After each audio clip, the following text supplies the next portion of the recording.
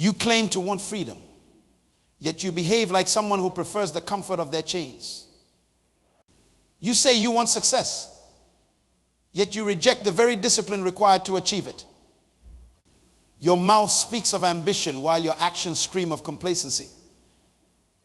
This gap between what you say you want and what you're actually willing to sacrifice for it isn't just hypocrisy, it's spiritual malpractice. It's the slow death of potential, the gradual surrender of purpose, the comfortable path to a regret-filled future. The truth will offend you before it sets you free. Look at the person next to you. Go ahead. Look at them right now. That person sitting beside you has dreams they've never told anyone. They have potential locked inside that even they don't fully comprehend. Now look at the person on your other side. That individual has experienced failures that have kept them awake at night. Doubts that have paralyzed them from taking action. And you're no different. The most dangerous prison in the world is the one we don't realize we're in. It's the prison of waiting. Waiting for the perfect moment. Waiting for permission.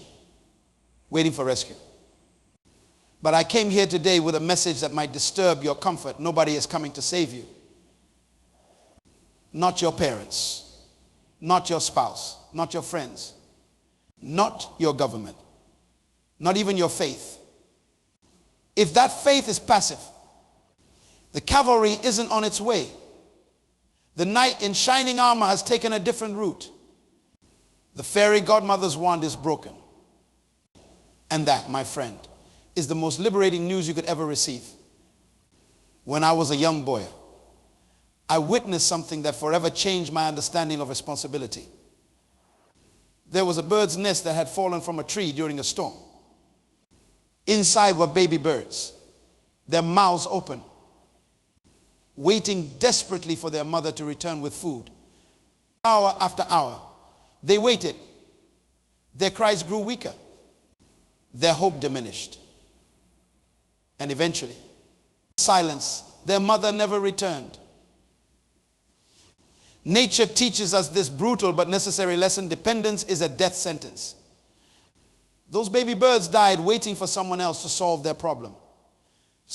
And many of us are living the same way, mouths open, waiting for someone to drop in our solution. What are you waiting for right now in your life? Who have you assigned the responsibility of your rescue? Every time you say, if only they would, you're giving away your power. Every time you think, when this person does that, you're surrendering your authority. Every time you believe, once this circumstance changes, you're abdicating your throne. The world is filled with capable, talented, gifted individuals who are waiting for someone to discover them, waiting for someone to give them an opportunity, waiting for someone to believe in them first. They are waiting for a savior who will never arrive.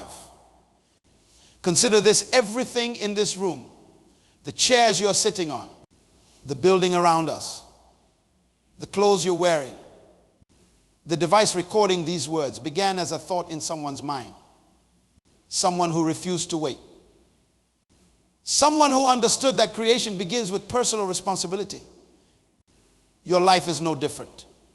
The quality of your existence, the impact of your presence on this earth, the legacy you will leave behind, none of it is awaiting external rescue. It's awaiting internal revolution. Let me ask you something. How much of your life energy have you spent complaining about what others haven't done for you? How many hours have you invested in explaining why you can't move forward because someone else hasn't opened the door? How many relationships have you blamed for your own lack of progress? We've become a society of sophisticated blamers. We've mastered the art of identifying all the external reasons for our internal stagnation. We have elaborate PowerPoint presentations ready in our minds about why we are where we are because of what others did or didn't do. But responsibility True. Life-altering responsibility begins with this radical admission: I am the author of my life story. Not my parents, not my past, not my education or lack thereof, not my connections or absence of them. Me. The moment you truly grasp this truth is the moment your life begins to transform. It's not a comfortable truth. It doesn't coddle you or make excuses for you. It confronts you with the awesome power and terrifying responsibility of your own agency. I once counseled a man who had been unemployed for 3 years. For 3 years, he had been sending out resumes, waiting for calls back, blaming the economy, blaming discrimination, blaming bad luck. When I asked him what skills he had developed during those 3 years, he looked at me blankly. When I asked what business he had tried to start, he seemed confused. When I asked what volunteer work he had done to build his network, he became defensive. He had spent 3 years waiting for rescue instead of becoming his own solution. He had confused activity, sending resumes, with productivity, creating value that makes you undeniable. This isn't about positive thinking. This isn't about manifesting abundance. This is about the heart. Gritty work of taking absolute ownership of your existence. The most successful people in history weren't rescued. They rescued themselves. And often, they rescued others along the way. Look at your hands right now. Those hands were designed to build, to create, to lift, to heal, to work.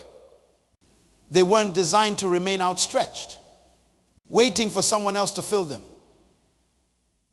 The greatest gift you can give yourself is to withdraw your application for external rescue. Some of you grew up in environments where you were taught that your value is determined by others. Some of you were raised in circumstances where you were told that your opportunities would come from someone else's selection of you. Some of you have been conditioned to believe that your success depends primarily on external factors. These are beautiful, elaborate, comfortable lies. Your value is inherent. Your opportunities are created. Your success is engineered from within. I want to challenge you with a question. What would you do differently tomorrow if you truly believed that nobody was coming to save you? What decision would you make? What action would you take? What risk would you embrace? What conversation would you initiate? What skill would you begin developing? The answer to that question is the key that unlocks the prison door. Many people misunderstand the concept of self-reliance. They think it means isolation. They think it means rejecting help. They think it means denying community. That's not what I'm talking about.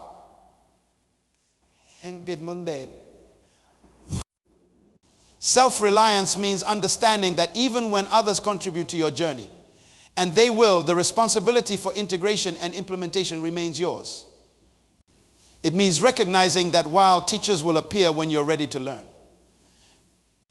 you must do the studying. It means acknowledging that while mentors will offer guidance when you demonstrate commitment, you must do the work. There's a difference between seeking support and waiting for rescue. Support empowers your journey. Rescue delays it. I've traveled to many countries around the world. I've visited places where resources are scarce, where opportunities seem limited, where systems are broken. And yet, in those same places, I've met individuals who refused to wait for external salvation. They looked at their circumstances not as prison walls, but as building materials. They asked not who will save me, but what can I create with what I have right now? That's the question that changes everything. Not who will give me what I need, but what can I do with what I already have? This is the mindset shift that separates those who transform their lives from those who remain trapped in cycles of dependency and disappointment. I know some of you are thinking, but you don't understand my situation. You don't know what I've been through. You don't realize how the odds are stacked against me. You're right. I don't know your specific circumstances. But I do know this. As long as you believe your circumstances are more powerful than your choices, you will remain exactly where you are. Your past may explain where you are, but it doesn't dictate where you're going unless you give it that authority. The moment you decide that your history is not your destiny, that your challenges are not your conclusion, that your disadvantages are not your definition, that's the moment you begin to truly live. Consider the caterpillar when it's time for transformation. The caterpillar doesn't wait for someone else to build its cocoon. It doesn't expect another creature to do the work of metamorphosis for it. The miraculous change from crawling insect to flying beauty happens because the caterpillar initiates its own transformation process. Your life works the same way. Transformation is an inside job. No one can do for you what you refuse to do for yourself. Some of you have been waiting for a promotion at work. You've been waiting for your boss to notice your effort, to reward your loyalty, to acknowledge your potential. But have you made yourself undeniable? Have you solved problems no one asked you to solve? Have you developed skills no one required you to develop? Have you created value beyond what your job description demands? Others have been waiting for the perfect relationship. You've been waiting for someone who values you properly, who treats you with respect, who fulfills your needs. But have you become the person who would attract such a relationship? Have you done the internal work to heal your own wounds? Have you developed the character qualities you're seeking in another? Many have been waiting for financial freedom. You've been waiting for the right opportunity, the perfect investment, the ideal business model. But have you mastered the fundamentals of wealth creation? Have you developed discipline in your spending? Have you educated yourself about money management? Have you created multiple streams of income that don't depend on a single source? The rescue you're waiting for is waiting for you to stop waiting. This message isn't about abandoning hope. It's about relocating it from external saviors to internal power. This isn't about giving up on support. It's about giving up on the passive expectation that someone else should care more about your destiny than you do. When you truly embrace the reality that nobody is coming to save you, paradoxically, you become more capable of meaningful connection with others. Why? Because you're no longer relating to people as potential rescuers. You're relating to them as fellow creators, as collaborators, as companions on the journey. You're bringing value to the exchange rather than just need. The relationships that transform our lives are seldom between rescuers and victims. They're between two responsible individuals who choose to walk together toward their respective destinations, supporting each other along the way. So, what does this look like in practical terms? How do you live from this understanding that nobody is coming to save you? It begins with a full inventory of your current reality. Not the reality you wish you had, not the reality you think you deserve. The actual reality you're standing in right now. What resources do you currently possess? What skills have you developed? What knowledge have you acquired? What relationships do you maintain? What opportunities exist in your immediate environment? What problems can you solve with what you already have? This inventory isn't about limiting yourself to your current state. It's about establishing an accurate launching pad for your next phase of growth. The second step is to take complete ownership of your desired future. Define precisely what you want to create. Become, experience, and contribute. Not in vague terms like I want to be successful or I want to be happy. Define success specifically. Describe happiness in detail. The gap between your current reality and your desired future is not a space for magical thinking or passive waiting. It's a call for strategic action. The third step is to develop a plan that depends primarily on variables you control. A weak plan is built on what others might do for you.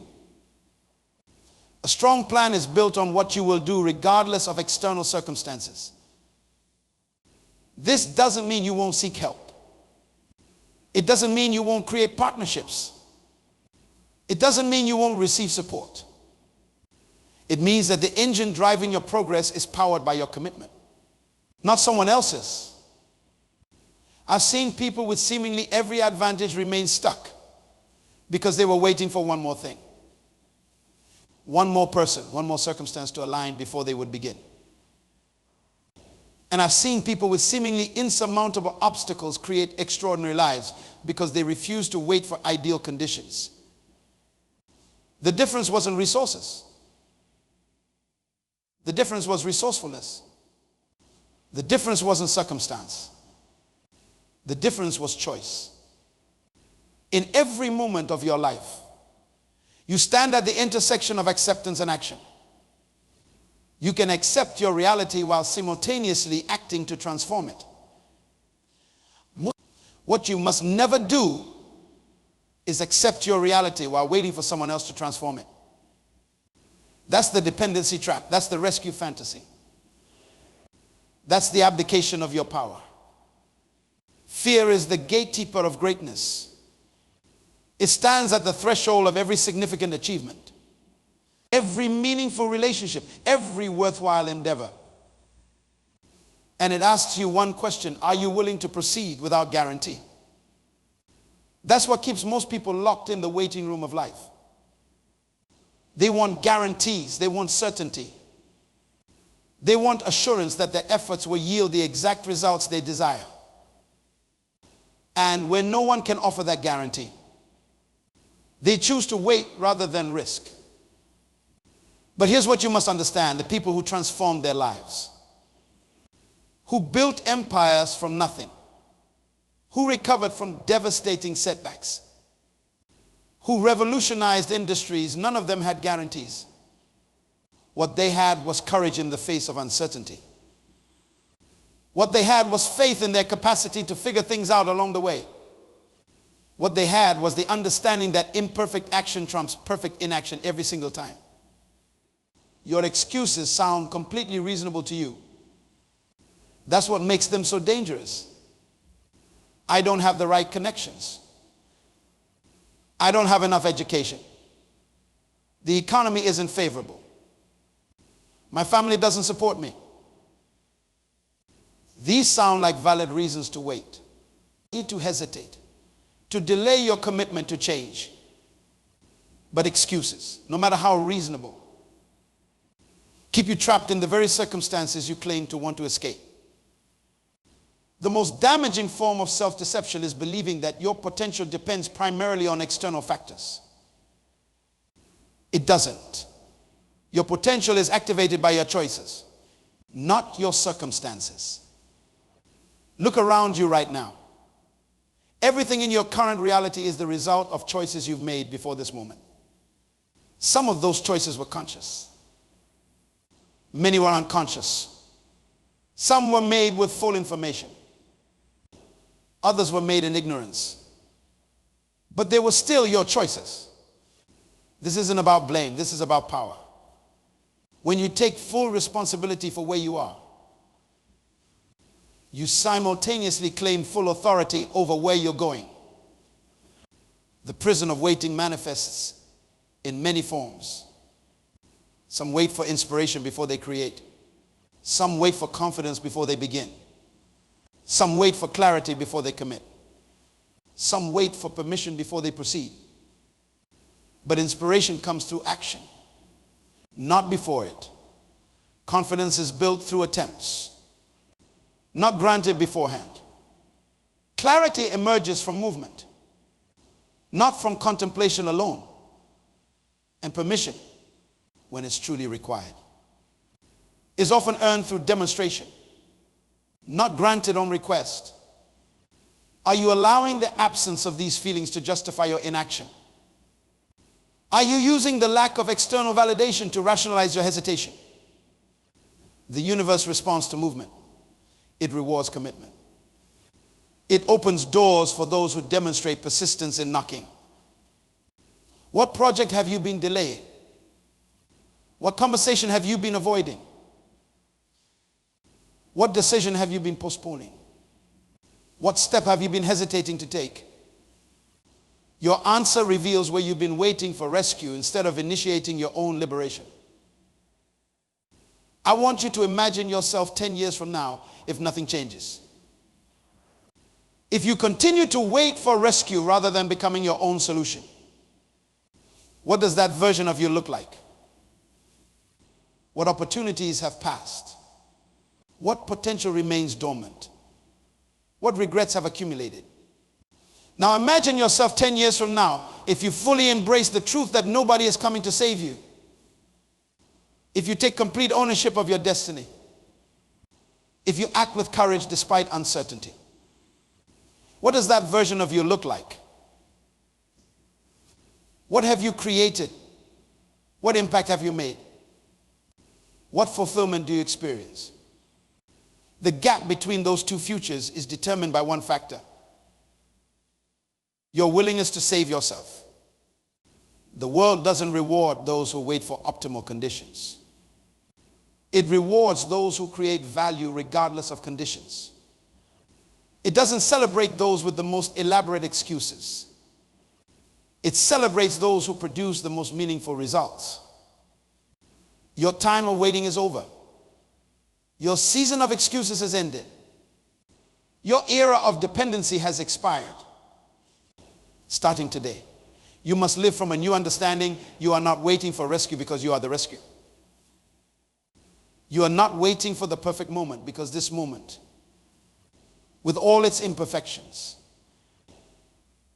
is perfect for beginning. You are not waiting for someone else to believe in you because your belief in yourself is sufficient to start.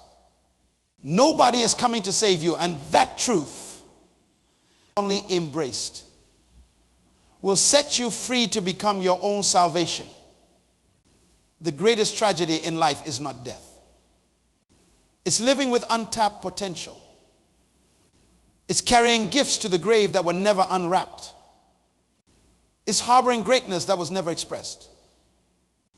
And the most common reason for this tragedy is the persistent belief that someone else holds the key to unlocking your destiny.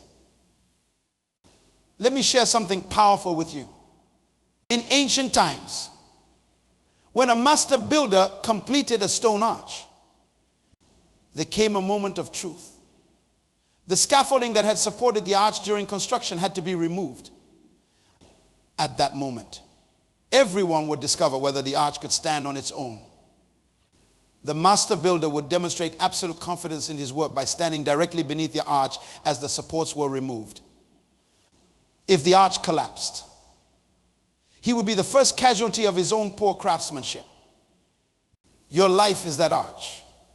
At some point, the scaffolding of external support must be removed to reveal what you've truly built. Will it stand? Have you constructed something that can sustain itself without constant external validation? Without continuous rescue? Without perpetual assistance? Most people never remove the scaffolding. They never test the strength of what they've built because they fear it will collapse. And so they live in perpetual dependency, never knowing the strength of their own creation. I've counseled countless individuals who reached midlife still waiting for someone to discover their talents. Still waiting for someone to validate their worth. Still waiting for someone to grant them permission to fully live. The saddest part wasn't their unfulfilled potential. It was their unwillingness to accept that they had been waiting for a rescue that was never part of the plan. Success is not a mystery. It leaves clues. And one of the most consistent clues is that successful people initiate rather than wait. They propose rather than hope. They create opportunities rather than expect them. They build networks rather than complain about not having connections. They develop skills rather than lament their limitations. The difference between those who achieve and those who merely dream isn't talent. It isn't privilege. It isn't luck. It's the willingness to begin before they feel ready. To act before all conditions are perfect. To move forward without guarantees. Some of you are waiting for motivation. You're waiting to feel like taking action. But motivation doesn't precede action, it follows it. The simple act of beginning generates the energy required to continue. The momentum created by starting propels you forward when feelings alone would fail you. Others are waiting for clarity. You want the entire path illuminated before you take the first step. But clarity comes through engagement, not contemplation alone. Each step you take reveals the next step, which reveals the next, and so on. The path unfolds through movement, not before it. Many are waiting for confidence. You believe you need to feel certain of success before you attempt anything significant. But confidence isn't a prerequisite for action, it's a result of action. It's built through progressive achievement, through surviving failure, through demonstrating to yourself that you can face uncertainty and emerge stronger. I want you to consider something deeply personal right now. What dream have you postponed? What goal have you delayed? What vision have you put on hold? And more importantly, what external factor have you made responsible for its fulfillment? Be brutally honest with yourself. Have you been waiting for a mentor to take special interest in you? Have you been waiting for a family member to validate your choice? Have you been waiting for economic conditions to improve? Have you been waiting for the right relationship to provide stability? Have you been waiting for someone to recognize your talent and give you a platform? These are all forms of the rescue fantasy. These are all ways we surrender our power to external factors and individuals. Your breakthrough begins the moment you decide that your dream is too important to leave in someone else's hands. Your transformation commences when you accept that while others may contribute to your journey, no one else is responsible for its success. This understanding doesn't diminish the value of community. It doesn't reject the importance of support systems. It doesn't discount the role of mentors and teachers. What it does is place the primary responsibility where it belongs, with you. The most powerful question you can ask yourself is not who will help me, but how can I begin with what I have right now? Not when will my opportunity come, but what opportunity can I create today? Not who will believe in me first, but how can I demonstrate through action that I believe in myself? These questions shift your focus from external rescue to internal resourcefulness. They redirect your energy from waiting to creating. They transform you from passenger to driver in the journey of your life. The world doesn't reward those who wait in the wings, hoping to be discovered. It rewards those who step onto the stage and perform with such excellence that they cannot be ignored. It doesn't celebrate those with the most legitimate excuses. It celebrates those who produce the most extraordinary results, regardless of their starting point. Your moment of liberation, your season of transformation, your time of breakthrough, it doesn't begin when someone else finally recognizes your worth. It begins when you stop waiting for external validation and start living from internal conviction. Nobody is coming to save you. And that's not a tragedy, it's an opportunity. An opportunity to become your own hero. An opportunity to author your own story. An opportunity to create a life that requires no rescue because you've built it with your own hands, according to your own vision, through your own persistent effort. Suffering has two purposes.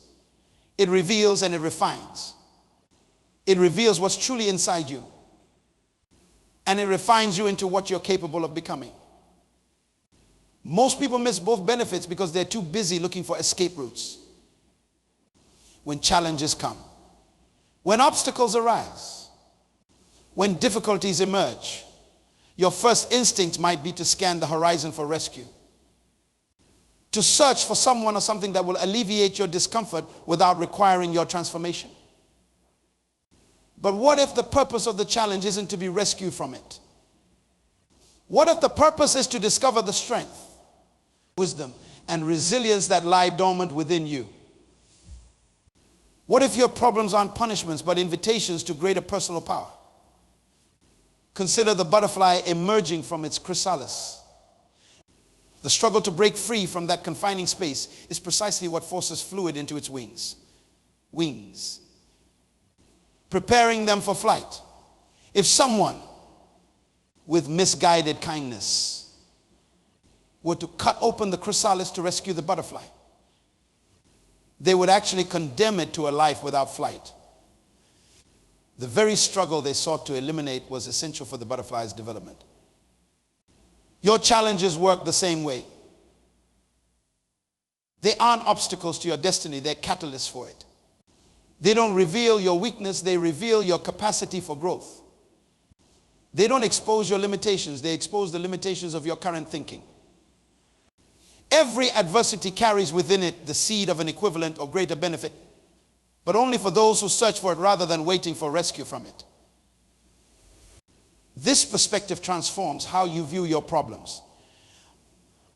Instead of asking, who will solve this for me?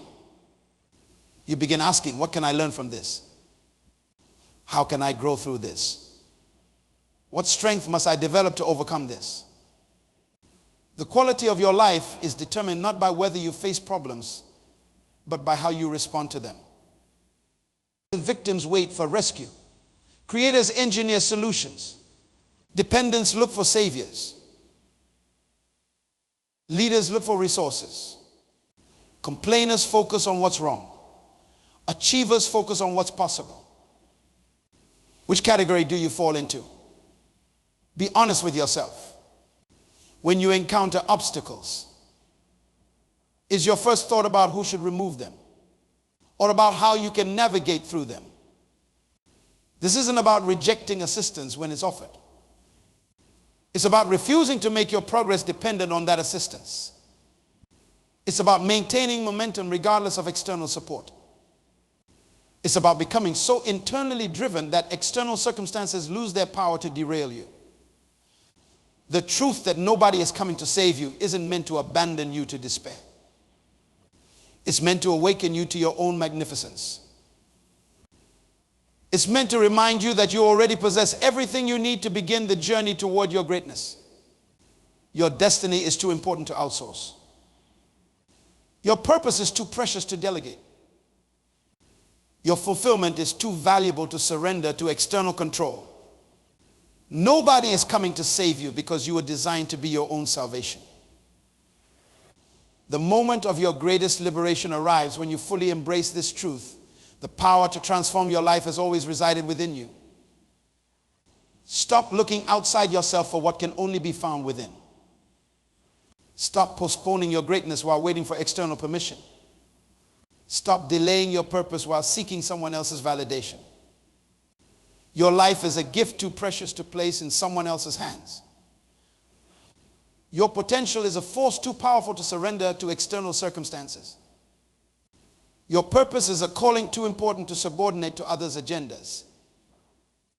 When you leave this place today, you face a choice. Will you continue living in the prison of dependency, waiting for rescue that will never arrive? Or will you step into the freedom of self-determination, becoming the author of your own destiny? The world doesn't need more people waiting to be discovered. It needs more people willing to discover themselves. It doesn't need more individuals searching for saviors. It needs more individuals willing to become solutions. Nobody is coming to save you. And once you truly accept that truth, you'll discover something far more powerful. Nobody needs to. You are enough. You have enough. You know enough to begin. Your time of waiting is over. Your season of creation has begun.